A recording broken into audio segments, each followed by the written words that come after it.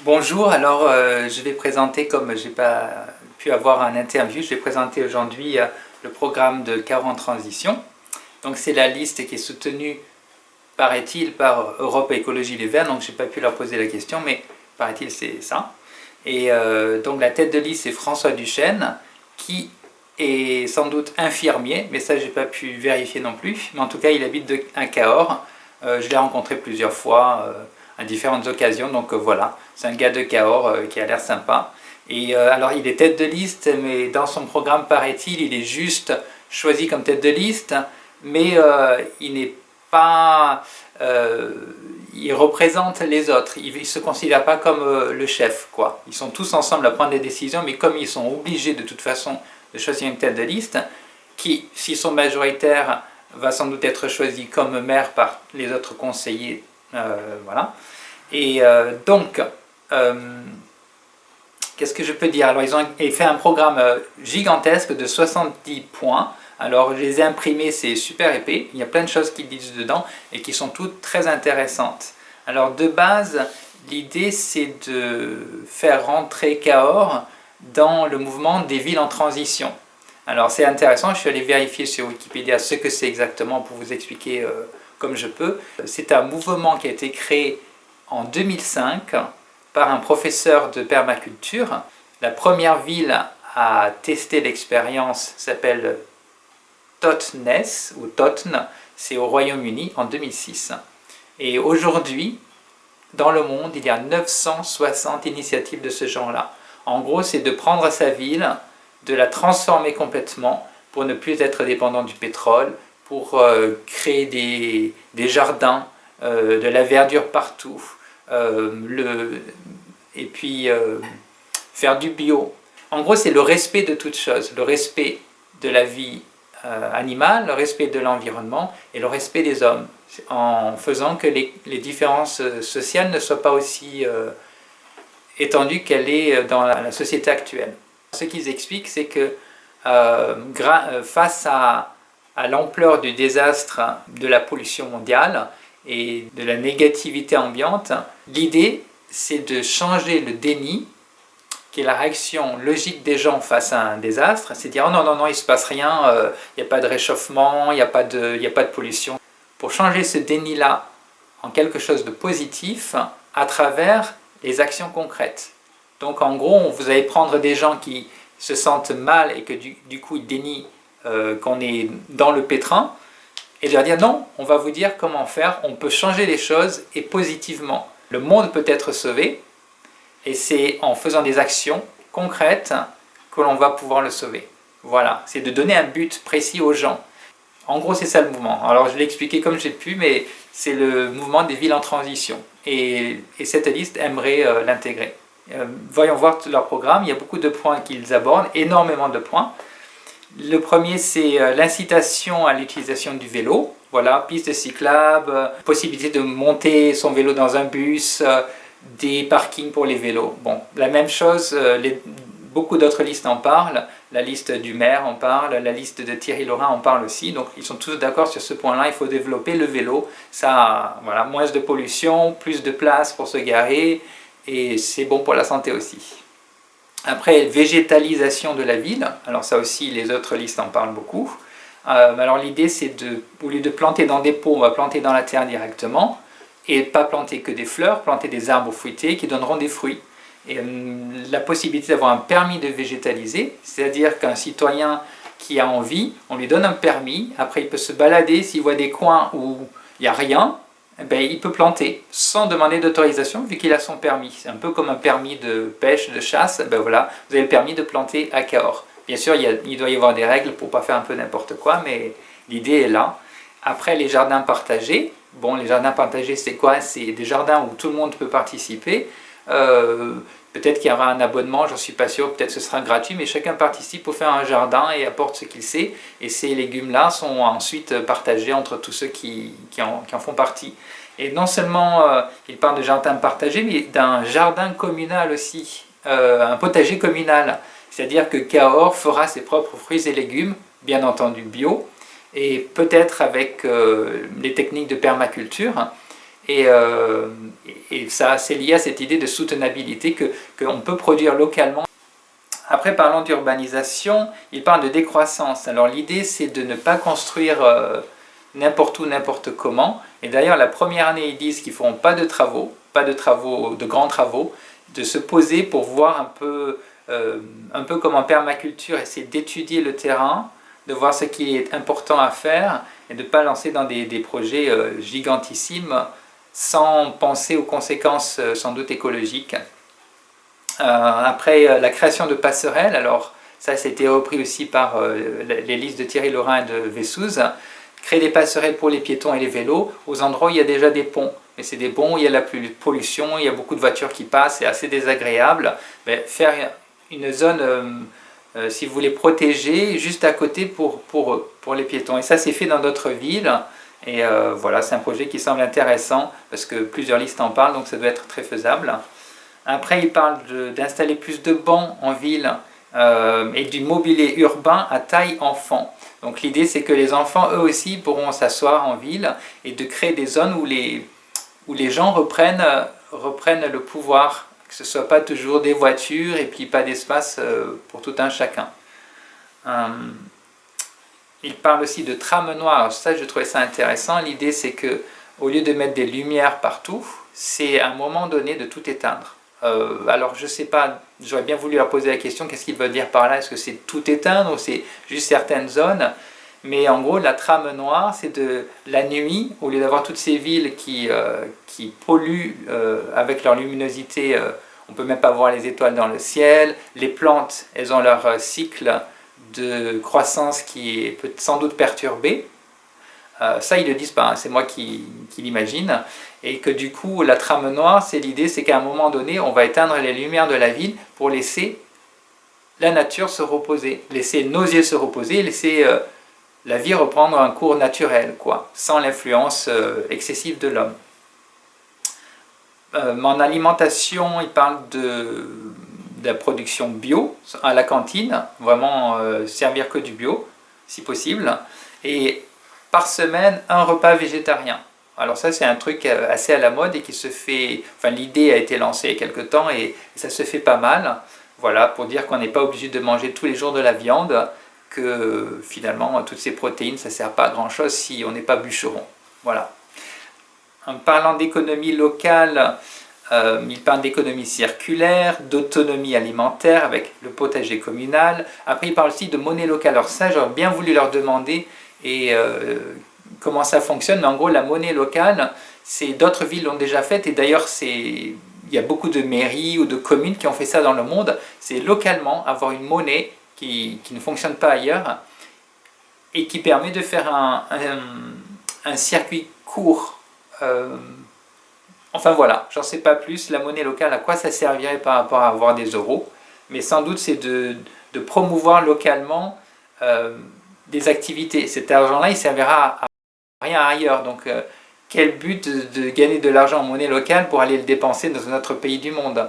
L'idée, c'est de développer localement l'économie et les contacts, les rapports entre les gens. Voilà, donc je pense que c'est pour ça. Et bien sûr, ils sont contre la privatisation des services. Donc, tout doit être géré par la mairie. Par exemple, parlons du stationnement, mais ça, tout le monde est d'accord. Je les ai entendus dire à la radio, voilà, l'idée, c'est d'avoir une équipe locale, là, que ce soit la police municipale qui s'en charge et pas une société extérieure comme ça l'est actuellement. Concernant l'eau, alors là des idées nouvelles qu'on ne voit pas ailleurs, l'idée de récupération de l'eau de pluie, voilà, sur les toitures comme ça peut se faire, j'imagine, l'eau de pluie est récupérée et on pourra s'en servir d'une façon ou d'une autre. Après aussi, ça j'ai trouvé ça assez drôle, ce sont les toilettes sèches. Alors ce serait installer des toilettes sèches dans certains quartiers au lieu de toilettes classiques. Alors c'est quoi des toilettes sèches? Ce sont des toilettes où on ne tire pas la chasse d'eau, donc il n'y a pas de gaspillage de l'eau buvable qu'on utilise tous les jours, et donc il y a un coût moindre pour l'environnement et pour les structures qui filtrent l'eau. Au lieu de ça, on va aux toilettes, il y a une chasse qu'on peut tirer, mais ce n'est pas une vraie chasse, en gros c'est ce qu'on a fait, ça passe dans un trou, c'est refermé derrière, et dans ce trou-là, il n'y a pas d'eau. C'est-à-dire que c'est comme un bac qui récupère nos excréments, et ils sont mélangés avec certains produits naturels, ça peut être des cendres par exemple, et du coup ça ne sent pas. Ça ne sent pas par rapport à ce que les gens peuvent penser, ça ne sent pas, et ça je peux vous dire que c'est vrai parce que j'en ai essayé au cours de mes voyages. C'est assez à la mode dans certains campings par exemple, et on sent absolument aucune odeur, donc il n'y a pas de problème scolaire. Donc l'idée c'est de tenter cette expérience-là de toilette sèche. Alors si c'était à la campagne, ce serait comme à l'époque de nos grands-parents, où on allait dans la petite cabine dans le jardin, et puis on mettait des feuilles par-dessus, ou des cendres, ou quelque chose pour aider à cacher l'odeur au départ. Et bien voilà, l'idée c'est de le faire en ville pour de vrai. L'idée aussi c'est de baisser le budget en étudiant tout ce qu'il y a de trop et qui n'est pas nécessaire, de s'adapter au changement climatique bien entendu. Donc ce serait par exemple avec mettre du verre partout, des arbres qui permettent de protéger, de faire de l'ombre. Ce serait par exemple de mettre des couleurs dans les peintures qui reflètent la lumière, comme dans les pays comme en Grèce, pour éviter que la chaleur soit absorbée par les murs. Et plein d'autres choses, voilà. Mais ça aussi, d'autres listes en parlent. Il parle aussi beaucoup d'accès au logement, de permettre à des personnes avec des revenus modestes d'accéder au logement. Après, que ces logements aussi soient partagés entre les générations. Ce serait de mettre des personnes âgées avec des personnes jeunes, des étudiants avec des retraités, et qu'ils vivent tous sous forme de communauté, voilà, qui puissent servir, que les jeunes peuvent aider les personnes âgées pour certaines tâches quotidiennes. Enfin voilà, c'est des bâtiments où ça ne va pas être que des vieux ou que des jeunes, mais tout mélanger si possible. Et peut-être vivre en colocation aussi. Enfin, c'est très intéressant. L'idée, c'est de sortir les vieux de leur solitude et de permettre aux jeunes de pouvoir être de vrais jeunes et de faire leur boulot, qui est d'aider les personnes plus âgées qu'elles. Concernant d'autres choses, les fins aux nuisances. Alors, ils disent qu'il y a de la publicité partout, il y en a trop. Du coup, on est pollué complètement sur les routes, il y a des panneaux absolument partout. Mais leur idée, c'est qu'il y en ait beaucoup moins de publicité. Après, qu'il y ait aussi des zones d'affichage qui soient créées, des zones d'affichage libres, pour permettre à tout un chacun de poster ce qu'ils ont envie. Donc, ce serait un équilibre. On enlève ces pubs payantes qui polluent notre champ visuel, mais on installe des zones d'affichage pour qu'on soit capable de s'exprimer. Voilà. Après, bien sûr, je n'ai pas vu grand-chose pour le bruit. Par exemple, Vestouze, il parle d'acheter un sonomètre pour voir s'il y a une pollution sonore avec les motos ou d'autres choses. Mais j'aurais bien voulu leur poser la question, qu'est-ce qu'ils pensent par rapport au bruit. Mais enfin bon, tant pis. Après, un autre point intéressant, c'est la mutuelle communale. L'idée, ce serait de faire comme dans d'autres villes. Alors, comme exemple, il donne Montreuil, de créer une mutuelle locale, donc de faire de faire un deal avec une mutuelle qui va offrir un prix intéressant pour tous les habitants de Cahors intéressés, qui sont regroupés tous ensemble dans cette mutuelle. Du coup, vu qu'il y aura localement une clientèle forte, qui ensemble vont faire pression pour faire jouer sur les prix et obtenir des prix très décents, moins chers qu'ailleurs, et local. Voilà, je trouve ça aussi intéressant. Continuons. Ah oui, au niveau de la participation citoyenne, à tous les niveaux. Alors l'idée, c'est de permettre la création d'un droit de votation et de saisine populaire du conseil. Alors du conseil municipal, bien entendu. C'est-à-dire, si vous avez quelque chose qui vous embête ou qui vous intéresse, vous avez une idée, vous pouvez directement aller saisir le conseil municipal qui, lui, en contrepartie, vous écoutera et pourra vous aider dans le projet ou le prendre en considération dans leur délibération. Voilà. Après, de créer des conseils de quartier aussi, pour permettre aux gens de se regrouper dans leur quartier, de défendre leurs intérêts au niveau de la municipalité. Alors, j'ai vu que dans les conseils de quartier, il faut avoir 16 ans. Alors, une question que j'aurais voulu leur poser, pourquoi 16 ans? Pourquoi pas dire 12 ans? autant faire participer tout le monde, non? À 12 ans, il y a des enfants très intelligents et pourquoi pas, dès leur plus jeune âge, leur permettre de s'initier à la politique locale, à s'investir localement pour des intérêts, pour des valeurs qui leur sont chères. Voilà une question.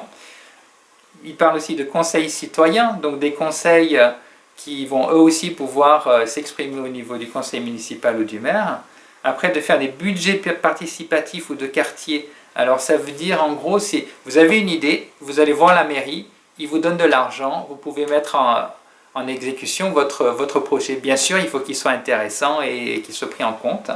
Et pareil pour les quartiers pourront avoir des budgets s'ils ont des projets à petite échelle, bien entendu. Ce ne sont pas des projets comme créer un nouveau cinéma juste pour le quartier, mais quelque chose que vous avez envie de faire dans le quartier, une activité, une construction, un projet artistique, n'importe quoi, éducatif. Voilà, vous pouvez avoir un budget juste pour le quartier pour réaliser ces choses-là. Donc voilà, autre point très intéressant. Mais ça aussi, c'est repris par Vessouze et ça aussi, c'est repris par Laurent. Alors, je ne sais pas qui en a eu l'idée en premier ou s'ils en ont tous eu l'idée en même temps, mais en tout cas, c'est vraiment à la mode aujourd'hui de faire participer les gens ou alors de dire qu'ils vont faire participer les gens. Pareil, la même chose pour végétaliser la ville. Voilà, c'est des choses qui sont reprises au moins dans 3 des programmes et peut-être plus après.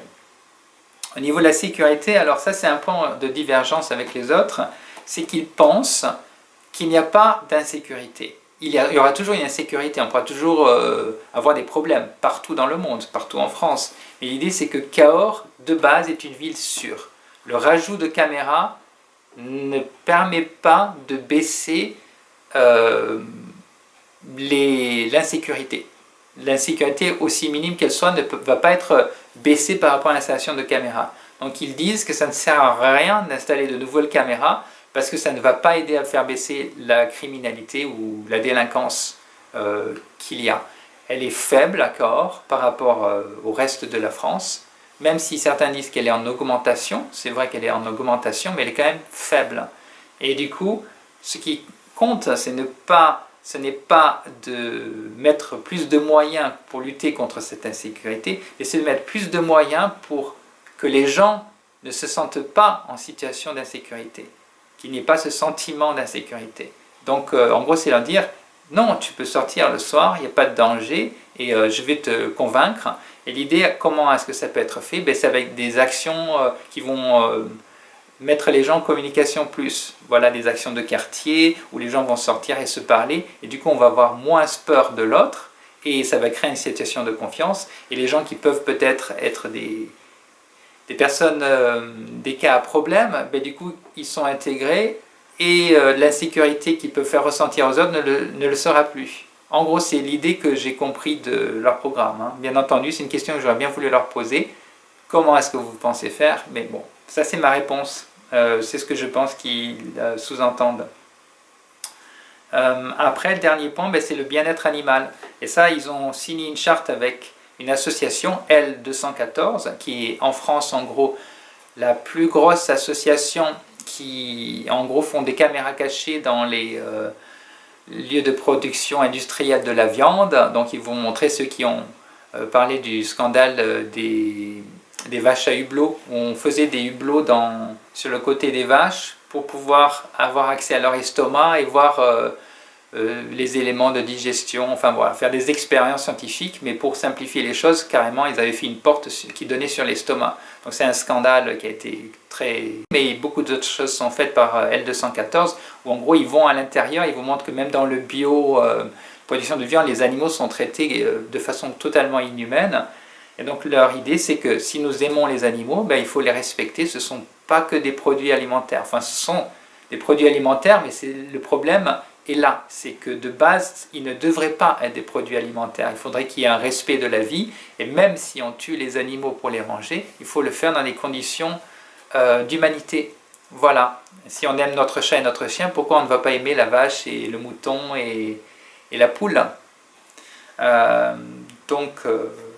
Voilà, après les autres questions, c'est terminé.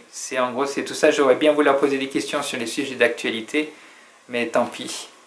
Voilà, si vous avez des questions, ben, je vais mettre en lien leur site et certaines infos que vous pouvez aller voir plus en profondeur. Merci, au revoir.